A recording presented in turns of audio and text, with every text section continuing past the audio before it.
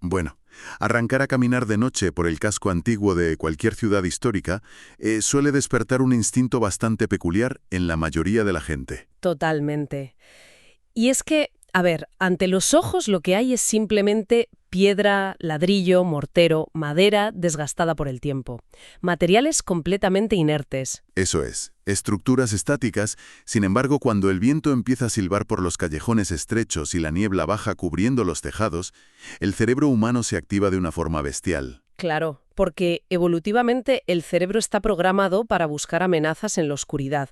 Es un mecanismo de supervivencia básico. Exacto. Y de repente, esa piedra inerte se transforma. Los edificios dejan de ser meros refugios arquitectónicos y parece que se convierten en entidades que respiran, ¿verdad? Auténticos catalizadores de nuestros miedos más primarios. La arquitectura nunca es un lienzo en blanco o un ente pasivo. Un edificio antiguo impone su presencia de forma muy real. Y altera la acústica de una calle entera. Sí, sí, proyecta sombras súper específicas y, lo que es más importante, condiciona totalmente la manera en la que una comunidad entera interpreta su realidad, especialmente cuando la historia, digamos, no oficial de ese lugar está teñida por una tragedia. Al final, las construcciones acaban absorbiendo la memoria colectiva de la gente que las rodea. Pues esa es exactamente la premisa que vamos a diseccionar a fondo hoy en esta sesión. Y bienvenidos a todos a este nuevo análisis a fondo porque hoy tenemos sobre la mesa un caso de estudio verdaderamente fascinante. Fíjate si es fascinante, que lo hemos extraído de unas investigaciones documentadas maravillosas y de registros locales. En concreto, nos basamos en un documento titulado Texto Pegado. Eso es. Y este texto nos habla de una leyenda muy concreta de la ciudad de Trujillo. La famosa Casa de las Siete Chimeneas. Que ya el nombre impone un poco, las cosas como son. Da un mal rollo tremendo.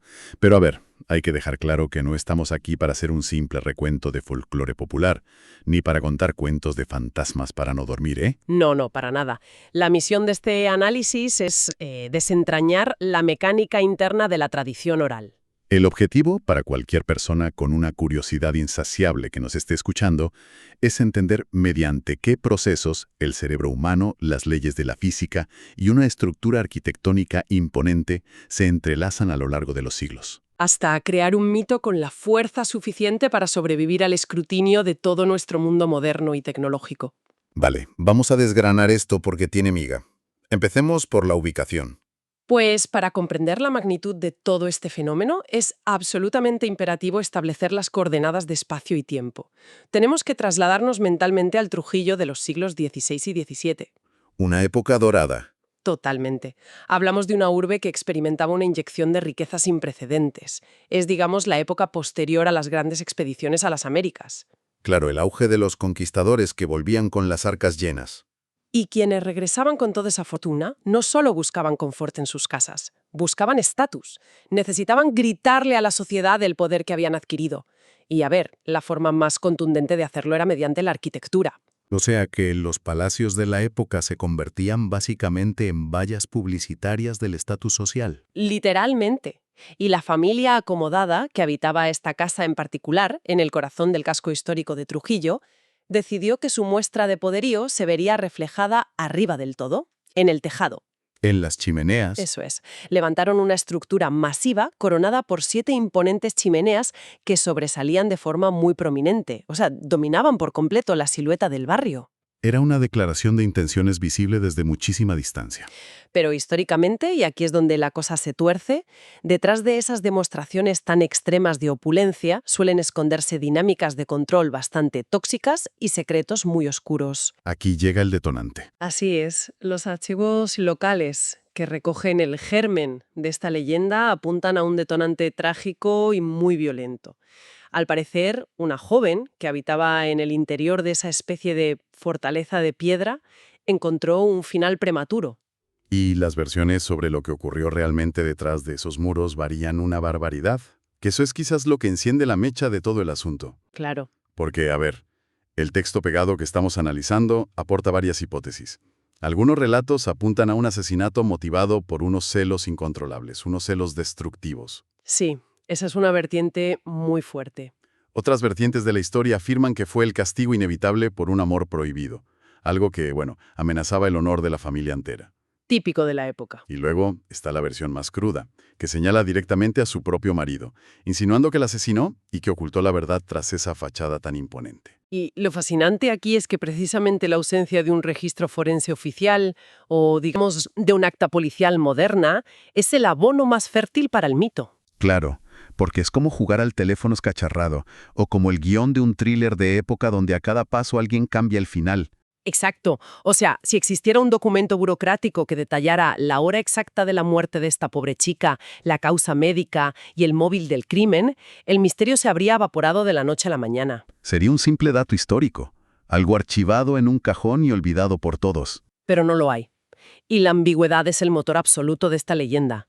O sea, la certeza histórica mata el misterio, pero la duda lo eterniza en la mente de toda la comunidad. Y por eso se dice que el espíritu de la joven, según la tradición, nunca abandonó el lugar. Es que funciona exactamente igual que un algoritmo evolutivo aplicado a la narrativa. O sea, la historia original del crimen empieza a pasar de boca en boca allá por el siglo XVI. Sí. Y con cada generación que pasa, los detalles más burocráticos o aburridos se van extinguiendo de forma natural. La propia narrativa de la gente va seleccionando y puliendo únicamente los elementos que te provocan una reacción emocional visceral. Totalmente. El encierro, esa pasión prohibida, el asesinato sin resolver y sobre todo la creencia de que una muerte tan injusta impide que el espíritu descanse. Solo sobrevive la versión de la historia que genera más impacto. Eso es. Y esa narrativa tan mutada, tan perfeccionada, es la que nos lleva de cabeza a la fenomenología, a lo que supuestamente ocurre de puertas para adentro en esa casa. Porque, ojo, los sucesos documentados en las fuentes son de todo menos sutiles. La verdad es que el catálogo de sucesos es para poner los pelos de punta. Los reportes que se han recopilado a lo largo de las décadas abarcan un espectro sensorial completo, no es solo una cosa. Hablamos de testimonios de vecinos que describen luces parpadeantes en habitaciones interiores que por registro resulta que están completamente vacías y cerradas con llave. Y de sombras erráticas que se proyectan y se desplazan tras las gruesas ventanas de cristal. A lo que hay que sumar la acústica, que a mí es lo que más mal rollo me da. Ruidos de pasos muy pesados, arrastrándose rítmicamente. ¡Qué horror! Pasos resonando en la madera justo cuando el resto de la casa está sumida en un silencio absoluto de madrugada. Y luego está la firma clásica, por supuesto, la marca de la casa en este tipo de lugares, que es esa caída drástica, casi cortante, de la temperatura. Una sensación de frío repentino que te envuelve en cuanto cruzas el umbral de ciertas estancias muy específicas. Todo esto ya da bastante miedo, pero nos lleva al clímax fenomenológico que recogen los archivos. El avistamiento visual. ¿El testimonio extremo? Eso es. Los testimonios más potentes hablan de la aparición fugaz de una figura femenina. Una mujer vestida con ropajes de época, que se manifiesta de forma intermitente asomándose a los balcones o recorriendo de manera totalmente errática los pasillos interiores. Pero fíjate, en la fuente hay un patrón crucial sobre estos avistamientos visuales. Un patrón innegable en los datos. Estas apariciones de la figura en el balcón solo se reportan, y repito, solo se reportan en noches con vientos muy racheados o en noches con una niebla muy espesa. Espera un momento. ¿No es demasiada casualidad? A ver. Es decir, resulta que la figura misteriosa vestida de época decide dejarse ver justo en las condiciones climáticas exactas en las que el ojo humano es muchísimo más vulnerable a equivocarse. Claro. Porque, a ver, la niebla difumina los contornos, el viento agita las cortinas, mueve las ramas de los árboles, hace crujir las ventanas. Suena muchísimo a que la gente está viendo exactamente lo que el propio ambiente les permite inventar. Pues es una deducción fundamental. De hecho, para analizar este caso rigurosamente y sin dejarnos llevar, hay que separar la física pura y dura de lo que es la percepción humana. Aquí es donde la cosa se pone realmente interesante. Entramos en el debate de si es realidad o simple sugestión. Empezando por los factores físicos y la arquitectura. A ver, estamos hablando de una edificación del siglo XVI. Muros de piedra maciza extraordinariamente gruesos. Y esa piedra actúa como una gigantesca masa térmica. Vale. Absorbe el calor del ambiente durante el día, pero lo hace de forma súper irregular dependiendo de dónde le da el sol. Y por la noche lo libera lentamente. O sea que el propio edificio crea su propio microclima interior, ¿no? Exactamente. Genera bolsas de aire con unas diferencias drásticas de temperatura y corrientes térmicas internas muy, muy bruscas al chocar ese calor acumulado con el aire frío de la noche. Ah, claro. O sea que esa famosa caída repentina de temperatura temperatura que aterroriza a los curiosos, pues no es un fenómeno paranormal, es pura termodinámica en un edificio histórico que tiene un aislamiento pésimo. Y me imagino que lo mismo ocurre con la madera antigua. Pues sí, las vigas y los suelos de madera se expanden y se contraen constantemente con esos cambios de temperatura que acabamos de comentar. Y claro, provocan unos crujidos rítmicos que suenan asombrosamente similares a los pasos de una persona pesada caminando por el suelo. Vale, vale. O sea, la física térmica nos explica el frío que hiela la sangre, y la dilatación de los materiales nos explica los pasos en la noche. Todo esto encaja perfectamente. Pero, a ver, ¿cómo explicamos la alucinación colectiva de ver a una mujer en el balcón? Ahí la física no llega. No. Ahí es donde entra en juego la segunda explicación, la psicológica. Entra la neurociencia. Cuéntame más. A ver, el cerebro humano no funciona como si fuera una cámara de vídeo que simplemente graba pasivamente la realidad objetiva de ahí fuera. Funciona mediante un proceso fascinante que se conoce como codificación predictiva. Codificación predictiva. Eso es. En esencia, para ahorrar energía y para reaccionar rapidísimo ante posibles peligros, nuestro cerebro se pasa la vida entera anticipando lo que va a ver, antes incluso de que los ojos terminen de procesar la luz que reciben. Construye una especie de hipótesis de la realidad basándose en el contexto y en las cosas que ya hemos vivido, en las experiencias previas. Madre mía. O sea, construimos el fantasma en la cabeza antes de llegar a verlo con los ojos. Esa es la clave. Piensa, por ejemplo, en el concepto de la pareidolia, esa tendencia psicológica supercomún a ver formas reconocibles donde realmente no las hay, como cuando buscamos caras en las nubes. Sí, o figuras en las manchas de la pared. Exacto. Pues si a eso le sumamos la oscuridad en la noche, una niebla espesa que distorsiona las formas, el viento moviendo elementos sueltos del balcón y, ojo, el condicionamiento previo de conocer la macabra historia de la joven asesinada. Ya, el cóctel perfecto. El cerebro hace todo el resto del trabajo. Efectivamente, cuando el ojo capta una simple sombra irregular asomando por el balcón, el cerebro, que está superprogramado para reconocer figuras humanas como mecanismo de alerta, recurre a su archivo de información. Va a buscar en el disco duro. Sí, y no procesa el mensaje de niebla y tela moviéndose por el viento. Para nada. Lo que hace es rellenar los huecos de información que faltan y pinta, literalmente, en nuestra percepción, la figura completa de la mujer de época. Es que es exactamente el mismo mecanismo biológico que nos hace sentir una profunda inquietud hoy en día cuando caminamos solos. Por ejemplo, en un aparcamiento subterráneo mal iluminado. Uf, total. O caminando de noche por un centro comercial vacío justo después de la hora de cierre. A ver, no hay absolutamente ninguna entidad acechando entre los coches aparcados, pero la arquitectura vasta del sitio, el eco antinatural de tus propios pasos, las luces parpadeando y la simple falta de personas hacen que el cerebro dispare todas las alarmas. Te pone en alerta máxima. Empieza a buscar amenazas invisibles en cada rincón oscuro. Y fíjate, explicar todo esto desde la neurociencia no arruina para nada la leyenda. Yo creo que al revés, demuestra lo asombrosamente eficaz que es la mente humana creando narrativas de supervivencia para poder procesar unos entornos que le resultan opresivos. Pues sí. Y la tercera explicación, para completar la tríada de la que hablábamos, es la tradición cultural. Y si conectamos esto con la visión general, en regiones como Extremadura, este mecanismo psicológico del que hablas encuentra el andamiaje perfecto para sostenerse. Claro, la riqueza oral de la zona. Exacto. La tradición oral, todas las historias de ánimas y los relatos de aparecidos, a ver, no son simples cuentos infantiles para asustar. Han sido durante muchísimos siglos una parte fundamental del patrimonio oral y de la identidad comunitaria. Proveen como un marco narrativo. Sí, proporcionan a la gente un contexto estructurado para dar sentido a todo aquello que la ciencia de la época, la ciencia del siglo XVI, no podía explicar de ninguna manera. Entonces, cuando alguien veía una sombra incomprensible creada por la niebla, la propia cultura local ya le ofrecía una respuesta prefabricada. Es el espíritu de la joven. Tal cual. Pero, a ver, hay una cosa.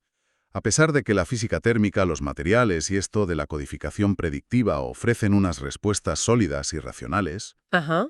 hay un detalle en las investigaciones que frenan un poco esta lógica tan implacable. Te lanzo un contraargumento que es una reflexión bastante punzante. A ver, dispara. Si todo se reduce de manera tan aséptica a la expansión de la madera vieja, a cambios de temperatura naturales que pasan todos los días y a la simple sugestión de ver caras en la niebla, ¿por qué esa consistencia tan aterradora en los relatos? Ya. Porque los registros del texto pegado subrayan algo súper perturbador. Y es que las experiencias no provienen de un brote de histeria colectiva de una sola época que luego se olvida. No. Se repiten. Se repiten con una exactitud milimétrica a lo largo de los años y de los siglos. Distintas generaciones de vecinos de Trujillo, personas que no tenían ninguna relación entre sí porque vivían en siglos diferentes, describen exactamente los mismos fenómenos, en las mismas estancias de la casa. Es verdad. Y a ver, si solo es el viento moviendo unas cortinas, el viento sopla de forma muy distinta cada día y en cada estación. La alucinación debería variar un poco, ¿no? Esa repetición tan metódica del relato a través del tiempo sugiere que este edificio tiene un impacto estructural permanente en la psicología de la persona que lo observa. Pues mira, esa consistencia a lo largo de las décadas y de los siglos es precisamente la frontera que separa un simple rumor local pasajero de un mito arraigado profundamente en el tejido mismo de una ciudad. Totalmente de acuerdo. De la Casa de las Siete Chimeneas ha sido muy, muy diferente. Y eso es probablemente de lo más llamativo de todo el contexto moderno, la verdad. A ver, seamos sinceros, cualquier ciudad hoy en día vería en una casa con semejante historial una oportunidad de negocio redonda. Un filón. Claro, lo lógico habría sido convertirla en un parque temático de lo paranormal, poner una taquilla en la puerta, vender entradas para rutas del misterio, llenarla de efectos de sonido con altavoces escondidos. Un museo del misterio en toda regla. Exacto. Sin embargo, el texto deja clarísimo que no hay nada de eso. La construcción no es un lugar turístico oficial. Sigue perfectamente integrada, yo diría que casi camuflada, en la cotidianidad absoluta de la vida en Trujillo. Es alucinante. Es simplemente un edificio más en medio de la rutina diaria de la gente. Aunque, como señalan muy bien los cronistas, con un matiz muy visual. Es innegable esa imagen de los transeúntes que, al pasar por esa zona concreta del casco histórico de noche, inclinan casi de manera instintiva la cabeza hacia arriba. A mirar al tejado. Sí, sus miradas siempre buscan de reojo las chimeneas silenciosas bajo la luz de las farolas. Y es justo ahí, en medio de esa normalidad aparente y tan cotidiana, donde los testimonios modernos introducen un elemento verdaderamente disruptivo, un detalle inquietante del que hablan los lugareños y que desbarata todo el confort de nuestras explicaciones racionales. Cuéntame. Esto plantea una pregunta importante. Verás, resulta que los fenómenos, esa sensación térmica o la sensación de opresión, no ocurren de forma constante, no pasan todas las noches. Ajá. Y eso es clave. O sea, si los ruidos inexplicables, las luces parpadeantes o el frío polar aparecieran de forma mecánica todos los días a las 8, o religiosamente cada noche de invierno, el cerebro acabaría normalizándolo por completo. Totalmente. Lo procesaría como mero ruido de fondo. Se volvería un evento predecible.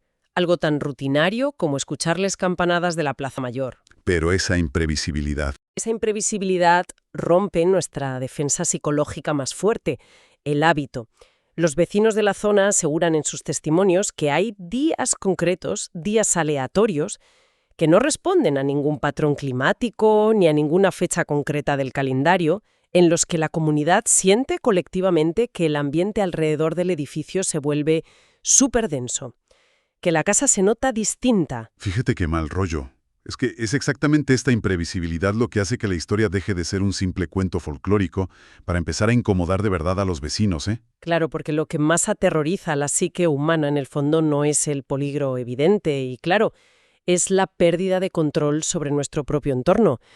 Fíjate que el propio Sigmund Freud teorizó extensamente sobre el concepto de lo siniestro o lo ominoso. Sí, es un concepto clave en psicología. Pues se refiere a ese terror tan específico que surge justo cuando algo que nos resulta íntimamente familiar, como la calle por la que pasamos cada día para ir a comprar el pan, se vuelve repentinamente extraño y hostil, y además sin previo aviso.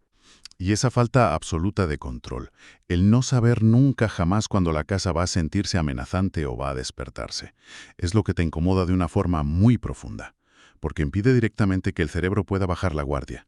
Te obliga a mantener un estado de tensión y alerta constante. Y esa tensión latente es el combustible definitivo que mantiene viva la leyenda hoy en día.